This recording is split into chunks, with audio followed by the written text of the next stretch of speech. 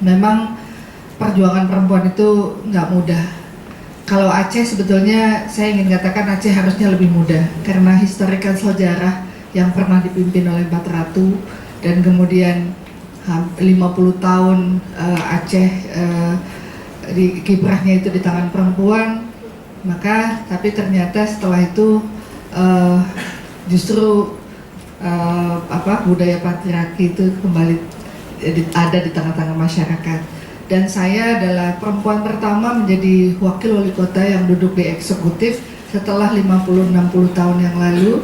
Itu tidak pernah ada perempuan di eksekutif di Aceh. Dan kemudian setelah saya tidak lagi duduk di eksekutif, itu juga disebabkan karena pilkada dan isu yang diangkat adalah tentang perempuan tidak boleh memimpin, ar-rijalu qawwamuna 'alan nisa, gitu ya. Jadi itu masuk ke seluruh masjid, ke seluruh musola, ke seluruh rumah-rumah dengan surat cinta yang luar biasa. Karena memang hasil survei dikatakan itu tidak bisa dikalahkan Iliza, karena kalau tidak dengan money politik atau dengan isu perempuan tidak boleh memimpin dan itu dimainkan. Dan ya memang itu caranya saya turun ya, tapi saya mengatakan seharusnya pemerintah hadir untuk membela, bukan membela Iliza, tapi membela perempuan siapapun dia, gitu ya. Karena waktu itu ada beberapa juga di kabupaten kota dan ikut terimbas gitu, karena kembali isu tentang perempuan tidak boleh memimpin di daerah syariah. Nah, yang saya ingin sampaikan, ketika isu itu digulirkan, justru yang disampaikan adalah hal-hal yang memang harusnya masalah pribadi itu tidak boleh diangkat ke permukaan. Katakanlah saya pernah kena kanker payudara di 2010.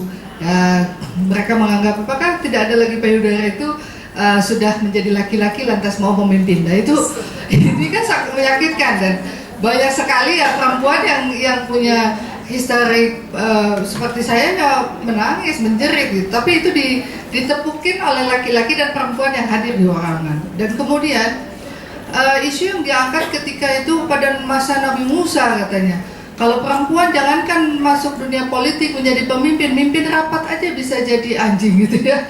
Jadi hal-hal yang seperti ini nih harus tidak boleh lagi ada seperti itu. Jadi saya langsung mengatakan, yang herannya kenapa ketika isu itu diangkat, kalau pilih perempuan itu masuk neraka misalnya, di panggung resmi yang ditentukan oleh KIP atau KPU gitu ya, jadwal resmi di panggung resmi, kemudian hal itu digulirkan di atas panggung resmi, tapi Panwas tidak hadir gitu. Jadi ini kan menjadi persoalan besar, bukan persoalan saya tidak terpilih.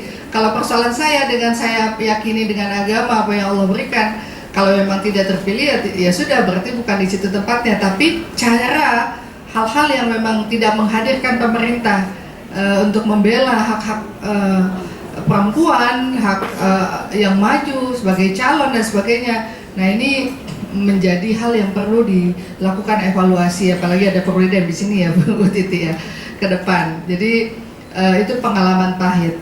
Tapi kemudian yang manisnya ketika saya maju sebagai calon anggota legislatif, tentu kali ini saya tidak mengeluarkan uang sepeser pun untuk memberikan jilbab, beras, minyak dan sebagainya. Tapi saya datang untuk menawarkan apa yang bisa kita lakukan bersama-sama, dan saya tidak menjanjikan sesuatu yang muluk-muluk yang tidak mungkin bisa dilaksanakan. Tapi bagaimana perempuan antusias gitu untuk hadir ya, untuk datang, untuk memilih dan sebagainya, mungkin karena juga kekecewaan. Karena 2 dapil di Aceh untuk DPR RI itu 15 tahun tidak pernah ada perempuan yang terpilih gitu, mendapatkan kepercayaan. Sebelumnya ada dari P3 itu, tapi dulu kan ditentukan nomor urut oleh partai.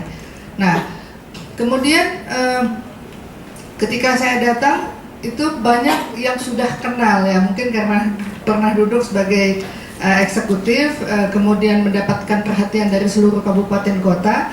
Jadi murahnya untuk kampanye itu ya karena kita sudah dikenal, jadi welcome dari masyarakat. Tapi ada juga masyarakat yang memang justru menolak gitu, karena tidak memberikan apa-apa. Jadi kalaupun kita sudah memberikan ini untuk fasilitasi tempat, kemudian makanan untuk siapa yang hadir gitu ya.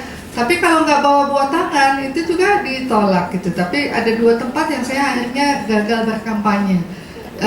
Ini sangat pragmatis gitu ya, kondisi-kondisi yang seperti ini, yang memang kita sangat prihatin kepada masyarakat yang memang masih sangat pragmatis, masih materialistis, sehingga perjuangannya yang kita hadapi ini sebetulnya kalau kita mau lawan itu kan ya terpaksa kita akhirnya menghilangkan nilai-nilai value yang ada dalam diri kita dalam perjuangan. Tapi saya membuat pendataan kira-kira di mana yang memang saya akan bisa diterima gitu. Dan ada teman-teman juga dari koalisi perempuan ya yang mendukung, membantu perjuangan di lapangan, artinya memang mengangkat isu-isu tentang perempuan itu untuk bisa dipilih, dipercaya dan sebagainya.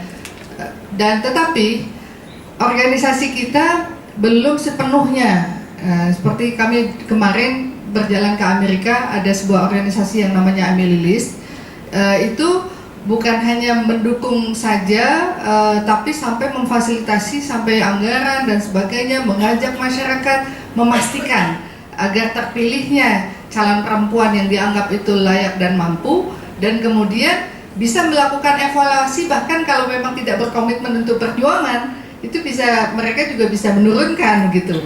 Nah, selama ini yang kita dapat masih sebatas mendukung saja, mengumpulkan caleg lintas partai pemilih, tapi memang belum bisa mendorong sepenuhnya. Nah, memfasilitasi ini mudah-mudahan nanti mampu juga bisa mendorong itu gitu ya. Kita mencoba untuk menduplikasi apa yang dilaksanakan oleh Emily List walaupun tidak sama sekali, tapi itulah persoalan.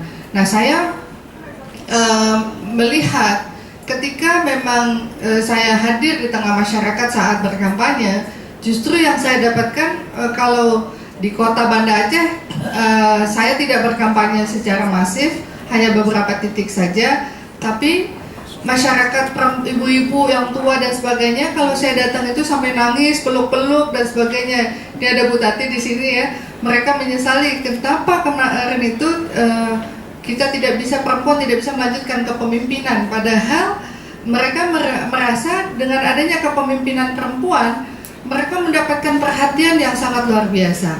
Jadi ketika saya menjabat ada program yang namanya Musyawarah Rencana Aksi Perempuan Musrena. Jadi rencana pembangunan jangka menengah itu kita melibatkan perempuan, dan perempuan ada ruang khusus untuk menyampaikan aspirasinya dan diajarkan bagaimana menentukan strategis pembangunan, apa yang memang menjadi hal yang memang utama harus diperjuangkan. Kemudian juga dibentuk balai-balai inong. Jadi balai-balai inong ini di setiap pemukiman itu tempat berkumpulnya perempuan-perempuan. Nah, kali ini perjuangan perempuan di Balai Inong ini mendapat sambutan sangat positif bagi partai-partai politik. Karena apa? Kadar-kadar perempuan yang direkrut melalui Balai Inong yang akan bergabung dengan partai politik, mereka adalah perempuan-perempuan yang punya kemampuan. Mereka bisa mempengaruhi. Nah, peningkatan perempuan itu terjadilah kali ini di di Kota Banda Aceh, terutama yang tadinya hanya 1 perempuan, sekarang ada 4 perempuan yang duduk sebagai anggota legislatif, termasuk Bu Tati yang suaranya terbanyak di antara semua calon laki-laki. Gitu. Jadi memang sebetulnya memang dirasakan dampak dari keberadaan perempuan. Dari indeks korupsi di Indonesia saat disurvei kepemimpinan kota, Banda Aceh lah yang terbersih tingkat korupsinya gitu. Dan ya banyak hal yang kita dapatkan, tapi komitmen saya di legislatif ini adalah salah satunya juga memperjuangkan hak-hak perempuan. Kita kemarin juga koordinasi ya dengan lintas organisasi Komnas Perempuan dalam hal bagaimana melahirkan rancangan undang-undang penghapusan kekerasan terhadap perempuan itu menjadi prioritas, karena saya duduk juga di badan legislasi. Jadi mungkin ada hal-hal yang memang tidak sependapat dari sisi pandangan dan pendapat agama dan sebagainya. Ya tentu ini jangan sampai menghambat terhadap korban-korban yang sudah menanti advokasi dari kita di lapangan, karena memang ketika saya menjabat itu rumah aman yang terbaik adalah di Kota Banda Aceh, dan saya merasakan bagaimana rasanya ya para korban itu kalau tidak mendapat haknya karena memang tidak ada aturan yang mengatur itu.